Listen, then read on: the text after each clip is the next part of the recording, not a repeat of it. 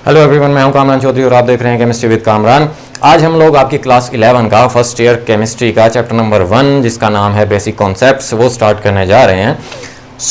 उसका जो पहला टॉपिक है 1.1 वो है एटम के बारे में, कॉन्सेप्ट ऑफ एटम। ठीक है, अब आप ये टॉपिक देखकर कह रहे होंगे कि सर सारी ज़िंदगी हो गई है, हम एटम को पढ़ पढ़ पागल हो गए हैं। ठीक है, अब देखें क्लास 9 में और क्लास 10 में आपने एटम को देखा, उसकी आपने स्ट्रक्चर को देखा। ठीक है, फिर आपने डिफरेंट छोटे छोटे से कॉन्सेप्ट्स पढ़े क्लास 9 में एंड क्लास 10 में। ठीक है, बट आज देखें आप लोग एटम की कुछ हिस्ट्री को देखेंगे। ठीक है, और हम इसकी एक नई डेफिनेशन आज सीखेंगे कि एटम को आप कैसे डिफाइन कर सकते हैं। राइट, काफ़ी कुछ चीज़ें सीखने को मिलेंगी। ठीक है, अगर आप बात करें लॉन्ग टाइम एगो की, बहुत अरसा पहले की, ठीक है, तो उस वक्त ये समझा जाता था कि जो मैटर होता है, ठीक है, मैटर वो बना हुआ होता है composed of tiny smallest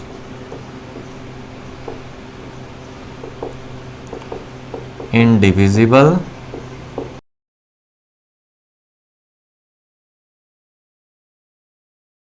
particles का।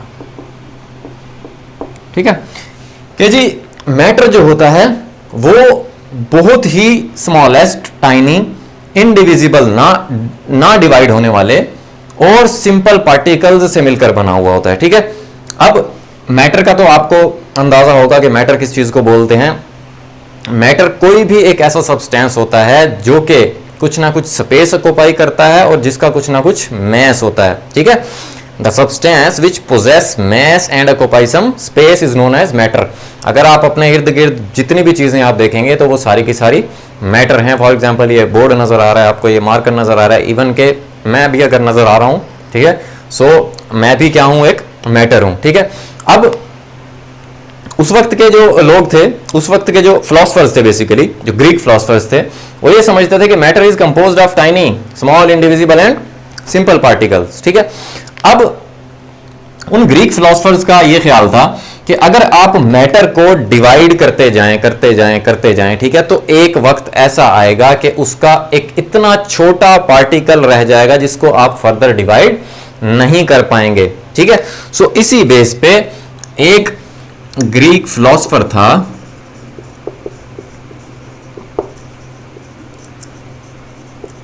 जिसका नाम था डेमोक्रिटस।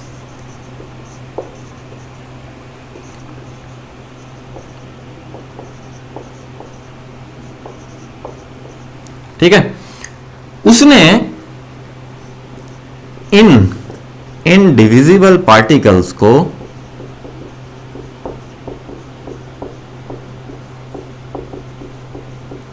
किस चीज का नाम दिया? एटम्स का नाम दिया। ठीक है, अब एटम्स जो होता है वो एक ग्रीक वर्ड है। ठीक है, जिसका जो मतलब है वो इनडिविजिबल का है। ठीक हो गया। अब आप जो ये एटम का वर्ड पढ़ते हैं ये एक इंग्लिश वर्ड है। इंग्लिश में एटम्स को आप एटम बोलते हैं। ठीक है, हाउएवर उनके जो ये आइडियाज थे वो उनकी कोई एक्सपेरिमेंटल एविडेंस नहीं थी। ठीक है, अब वो ये जो बातें करते थे उन्होंने कोई एक्सपेरिमेंट्स नहीं किए थे, एक्सपेरिमेंट्स करके प्रूव नहीं की थी ये बातें। ठीक है, ये जो उनके आइडियाज थे, एक अंदाजे से उसकी उम्र जो है वो 90 ईयर्स बनती थी। ठीक हो गया, ये चीज क्लियर हो गई। उसके बाद फिर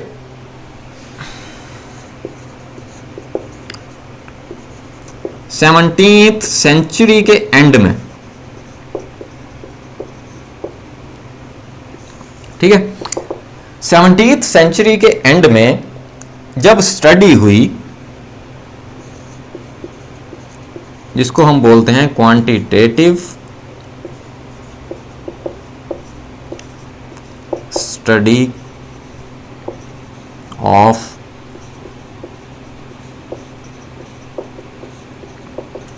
कंपोजिशन ऑफ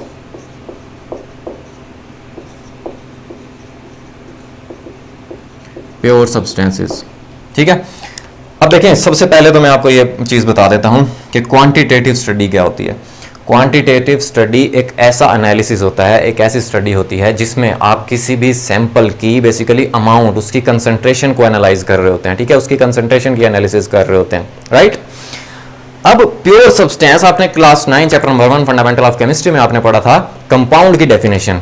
ठीक है, कि जब दो या दो से ज्यादा एलिमेंट्स कंबाइन होते हैं देन वो एक प्योर सब्सटेंस बनाते हैं, जिसको आप क्या बोलते हैं, कंपाउंड बोलते हैं। ठीक है, सो 17th सेंचुरी के एंड में quantitative study of composition of the pure substances जब हुई, उसमें आपको क्या पता चला, उसमें हमें यह पता चला कि जो सब्सटेंस होता है वो एलिमेंट्स से मिलकर बना हुआ होता है। ठीक है, कोई भी सब्सटेंस होता है उसका जो कंपोनेंट्स होते हैं वो कुछ एलिमेंट्स होते हैं। ठीक है, अब एलिमेंट्स क्या करते हैं, एलिमेंट्स कंबाइन होकर क्या बनाते हैं, कंपाउंड बनाते हैं।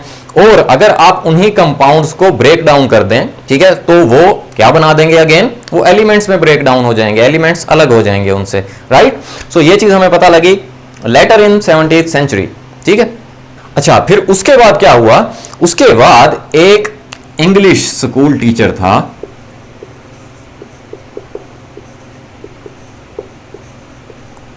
जिसका नाम आप बचपन से ही, जब से आंखें खोली हैं, सुनते आ रहे होंगे। कौन था वो, जॉन डाल्टन। ठीक है, अब देखिए, मैं कोशिश करता हूं कि मैं मैक्सिमम चीजें बोर्ड पर ही राइट करूं, ठीक है, ताकि आपको अच्छे से समझ आ जाए। इससे हो सकता है मेरा लेक्चर थोड़ा सा बोर हो जाया करे आप लोगों के लिए, बट आप लोगों को काफी कुछ सीखने को मिलेगा, काफी इंफॉर्मेशन मिला करेगी और बोर नहीं होना। ठीक है, अच्छा, अब ये जो इंग्लिश स्कूल टीचर था जॉन डाल्टन, इसने क्या किया, he recognized that the law of conservation of matter and law of definite proportion could be explained by the existence of atom। ठीक है, इसका क्या मतलब है, अब जैसे देखें, मैं पहले चलें आपको ये बताता हूं कि इसने क्या किया, इसने 1808 में एटॉमिक थ्योरी प्रपोज की, एटॉमिक थ्योरी दी।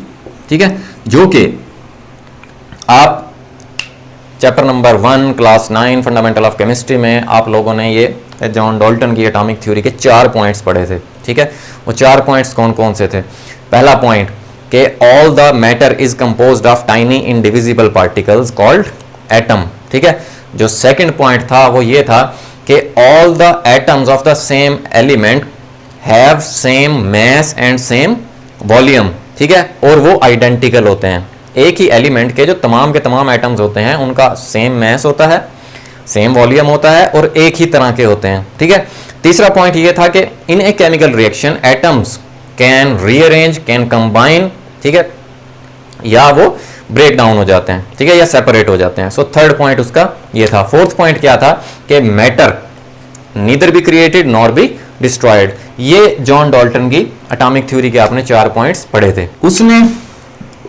रिकॉग्नाइज किया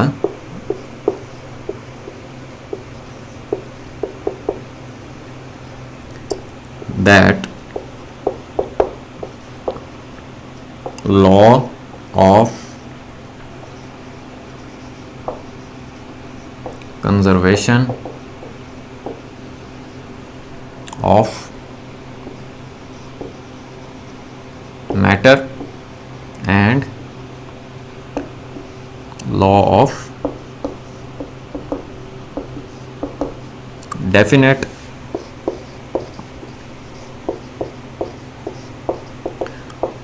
proportion would be explained by the existence of atom. ठीक है, सो एटम की एग्जिस्टेंस की बेस पे आप law of conservation of matter and law of definite proportion को एक्सप्लेन कर सकते हैं। अब ये law of conservation of matter क्या होता है, जो कि मैं अभी थ्योरी का मैंने जो आपको फोर्थ पॉइंट बताया है कि matter can not be created not be destroyed. और लॉ ऑफ डेफिनेट प्रोपोर्शन क्या होता है? लॉ ऑफ डेफिनेट प्रोपोर्शन ये होता है कि देखें, आप किसी कोई भी कंपाउंड है, ठीक है, उस कंपाउंड के अंदर जितने भी एलिमेंट्स होते हैं, जितने भी एटम्स होते हैं, ठीक है, वो एक फिक्स रेशियो में होते हैं, ठीक है। फॉर एग्जांपल ये आप देखें कि H2O है, ठीक है, अब इसमें जो हाइड्रोजन है और ऑक्सीजन है उसकी रेशियो क्या है? 2:1, ठीक है। सो वाटर में हमेशा जो हाइड्रोजन होगा वो 2 एटम्स होंगे हाइड्रोजन के, और ऑक्सीजन का 1 एटम होगा। तो लॉ ऑफ डेफिनेट प्रोपोर्शन का मतलब भी आपको समझ आ गया होगा। उसके बाद अगर हम थोड़ा सा और आगे चलें इस टॉपिक में, उसके बाद एक स्वीडिश केमिस्ट था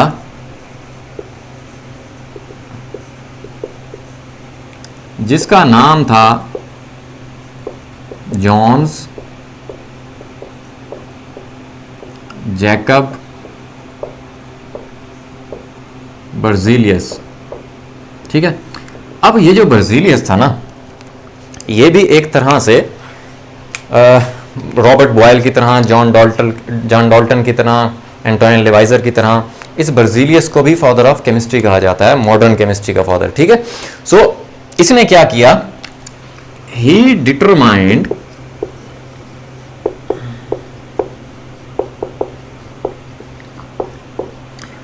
atomic masses of the elements। इसने डिफरेंट एलिमेंट्स के एटॉमिक मैसेज को डिस्कवर किया। अब देखें, जब कोई भी केमिस्ट अपनी एक थ्योरी पेश करता है ना, देन दूसरे साइंटिस्ट्स को भी एक तरह से काम मिल जाता है उस थ्योरी को रॉन्ग या राइट प्रूव करने का, ठीक है। इसी तरह जब जॉन डाल्टन ने 1808 में अपनी एटॉमिक थ्योरी पेश की, उसके बाद इस बर्जीलियस ने काम करना स्टार्ट किया, ठीक है, उसकी थ्योरी को प्रूव करना स्टार्ट किया। फिर उसी दौरान इसने डिफरेंट एलिमेंट्स के एटॉमिक मैसेज को डिस्कवर किया, ठीक है। अब ये जो एटॉमिक मैसेज इसने उस वक्त डिस्कवर किए थे, ये आज के जो मॉडर्न एटॉमिक मैसेज हैं डिफरेंट एलिमेंट्स के, उनकी वैल्यू के इसकी जो वैल्यूज थी वो बहुत ज्यादा करीब हैं, राइट। फिर इसने और क्या काम किया? अब इसने एक सिस्टम डेवलप किया। अब वो सिस्टम क्या था? गिविंग सिंबल्स ऑफ एलिमेंट्स, ठीक है।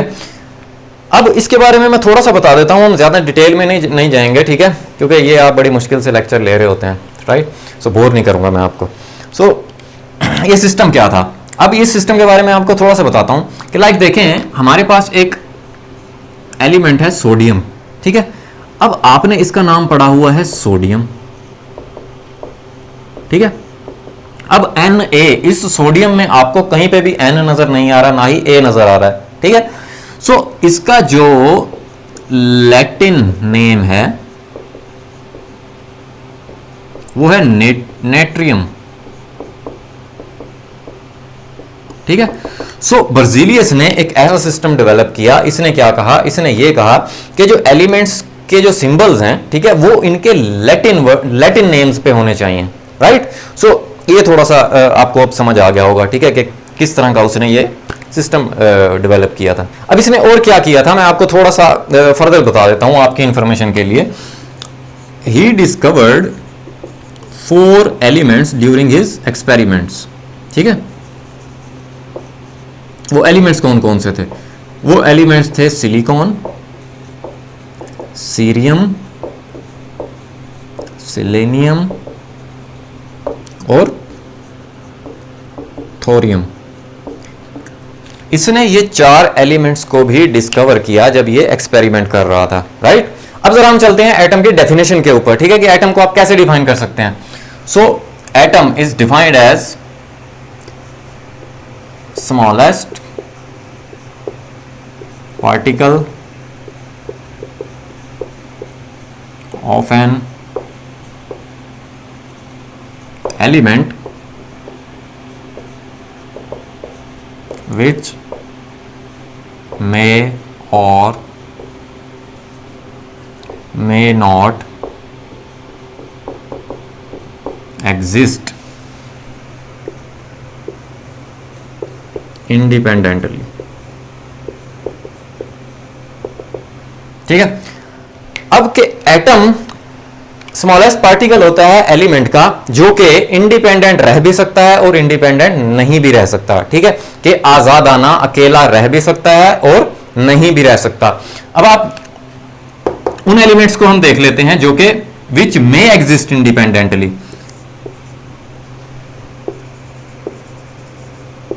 जो कि आजादाना अकेले रह सकते हैं।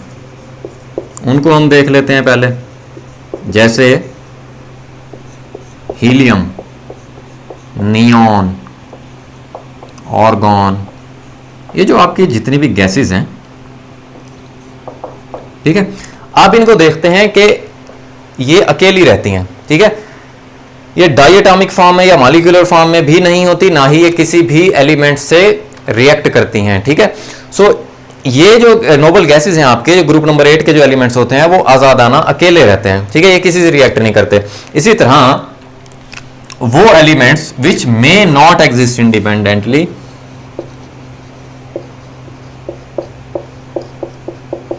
उनकी एग्जांपल्स देख लेते हैं।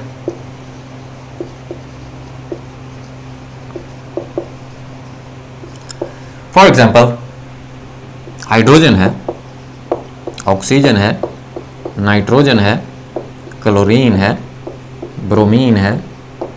ठीक है, इस तरह के जो आप एलिमेंट्स देखते हैं, ठीक है, वो आप देखते हैं कि ये डायटोमिक फॉर्म में होते हैं। ठीक है, तो वो आजाद नहीं रह सकते, अकेले नहीं रह सकते, दो दो एटम्स मिलकर रहते हैं। अब जैसे आपने क्लास 9 में चैप्टर नंबर 4 में, जिसका नाम था स्ट्रक्चर ऑफ मॉलिक्यूल, ठीक है, उसमें आपने पढ़ा था कि why do atoms react, atoms react क्यों करते हैं। ठीक है, क्यों रिएक्ट करते हैं एटम्स?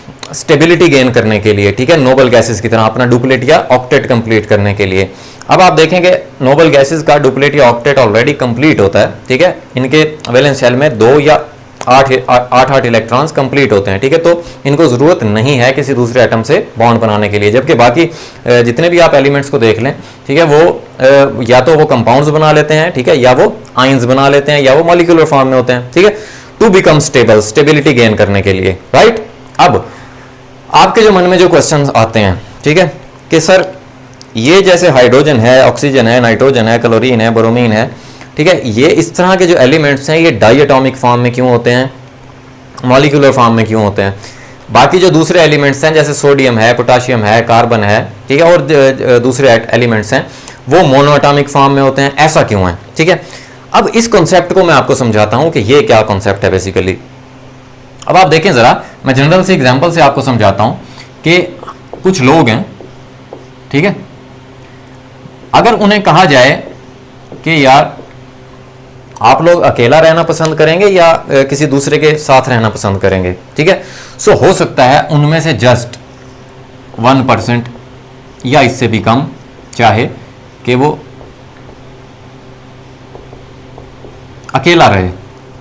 ठीक है, बाकी तमाम के तमाम लोग ये चाहेंगे कि यार हमने जो है ना एक साथ रहना है, कंबाइन होकर रहना है। ठीक है, सो एटम्स भी बिल्कुल ऐसे ही वो क्या करना चाहते हैं, वो स्टेबिलिटी गेन करना चाहते हैं। ठीक है, वो एक दूसरे के साथ मिलकर रहना चाहते हैं। ठीक है, या तो वो कंपाउंड बना लेते हैं, या मॉलिक्यूल बना लेते हैं, या वो आयंस बना लेते हैं, राइट। अब देखें, जो ये क्वेश्चन है कि जी H2O2 N2 ही मॉलिक्यूलर फॉर्म में क्यों होते हैं या डायटोमिक फॉर्म में क्यों होते हैं। ठीक है, अब ये जो आप देखते हैं ना चीजों को, इनको जब आप ले रहे होते हैं H2O2 N2 Cl2 Br2, इसका क्या मतलब होता है? इसका मतलब ये होता है, जैसे मैं आपको समझाऊं अगर एक इजी सी एग्जांपल से, अगर आप बात कर रहे हैं सिर्फ नाइट्रोजन की, ठीक है, आपके पास एक कंटेनर है, सिर्फ आपने नाइट्रोजन ली हुई है, उस कंटेनर में नाइट्रोजन गैस है जस्ट, और कोई दूसरा एलिमेंट मौजूद नहीं है। ठीक है, सो वो नाइट्रोजन्स क्या करेंगे, वो नाइट्रोजन्स ऑब्वियस सी बात है, जब कोई और एलिमेंट नहीं है अवेलेबल, देन वो फिर उन्होंने आपस में ही बॉन्ड बनाना है ना। अब सपोज जैसे आप अपने घर हैं, ठीक है, आपको अगर बाहर ना निकलने दिया जाए, ठीक है, तो तुझे ये करना है, अपने भाई बहनों के साथ ही रहेंगे ना, भाई बहनों के साथ ही खेलेंगे, ठीक है, उन्हीं के साथ जिंदगी गुजारेंगे, बाहर तो जाने की इजाजत नहीं है, राइट। सो इसी तरह अब ये जब हम N2 की बात कर रहे होते हैं, नाइट्रोजन गैस की बात कर रहे होते हैं, इट मींस कि हमने जस्ट नाइट्रोजन गैस ली हुई है। ठीक है, तो उसके एटम्स क्या कोशिश करते हैं, जाहिर है उन्होंने कंबाइन होकर रहना है, सो वो दूसरे नाइट्रोजन एटम के साथ ही कंबाइन होंगे, राइट। इसी तरह या आपके पास सपोज O2 थी, ऑक्सीजन गैस, ठीक है। अब वो भी क्या करेगा, अगर जस्ट आपके पास एक कंटेनर में ऑक्सीजन है, ठीक है, तो वो क्या करेगा, उसके एटम्स दूसरे एटम्स के साथ बॉन्ड बना लेंगे, राइट। इसको मैं फर्दर आपको क्लियर करता हूं। जैसे आप वाटर में देखते हैं फार्मूला H2O, यहां पे क्यों ऑक्सीजन का एक एटम है, ठीक है, मोनोटॉमिक फॉर्म में क्यों है यहां पे। अब यहां पे आपको क्लियर हो जाएगा कि देखें यहां पर अब उसके साथ बॉन्ड बनाने के लिए दूसरी टाइप का एलिमेंट अवेलेबल है, हाइड्रोजन, ठीक है। सो उसको दूसरे ऑक्सीजन के साथ बॉन्ड बनाने की जरूरत नहीं है, राइट। सो इस वजह से ये कुछ एटम्स जो हैं ये मॉलिक्यूलर फॉर्म में होते हैं। होपफुली अब आपको अच्छे से समझ आ गई होगी, ठीक हो गया। अच्छा, अब आपको डेफिनेशन भी एटम की बड़े अच्छे से क्लियर हो गई होगी, राइट। अब हम अगर थोड़ा सा आगे चलें, एटम्स के आपने कुछ फंडामेंटल पार्टिकल्स पढ़े थे, ठीक है। जैसे आपकी क्लास 9 में 3 पार्टिकल्स आपने पढ़े थे एटम के, विच आर फंडामेंटल पार्टिकल्स, ठीक है। कौन कौन से, electron, proton and neutron. Electron कहां पर होते हैं, न्यूक्लियस के अराउंड रिवॉल्व कर रहे होते हैं, जिन पर नेगेटिव चार्ज होता है। प्रोटॉन न्यूक्लियस के अंदर होते हैं, जिन पर पॉजिटिव चार्ज होता है। न्यूट्रॉन भी न्यूक्लियस के अंदर होता है, जिस पर कोई चार्ज नहीं होता, ठीक है। अब तक की जो मॉडर्न रिसर्च है उसमें यह साबित हो चुका है कि जो एटम होता है उसमें मोर देन 100 पार्टिकल्स होते हैं, छोटे छोटे, ठीक है, जिनमें आ जाता है आपका protino, neutrino, anti neutrino, anti protino, anti positrino, hyperon, ठीक है, इलेक्ट्रिनो, एंटी इलेक्ट्रिनो। सो इस तरह के पार्टिकल्स भी अभी तक डिस्कवर हो चुके हैं। मोर देन 100 पार्टिकल्स एक एटम के अंदर होते हैं, ठीक है। तो एक एटम जो होता है वो मोर देन 100 सब एटॉमिक पार्टिकल्स से मिलकर बना हुआ होता है, राइट। उम्मीद है अब आपको इस लेक्चर की बहुत अच्छे से समझ आ गई होगी। नेक्स्ट जो हमारा टॉपिक है वो है एविडेंस ऑफ एटम का, राइट। उसको हम इंशाल्लाह नेक्स्ट लेक्चर में डिस्कस करेंगे। आपको थोड़ा सा वेट करना पड़ेगा उसके लिए, ठीक है। अगर आपको ये वीडियो पसंद आई है देन चैनल को सब्सक्राइब करें, वीडियो को लाइक करें एंड शेयर करें। मैं हूं कामरान चौधरी और हम मिलेंगे नेक्स्ट वीडियो में। Thank you very much.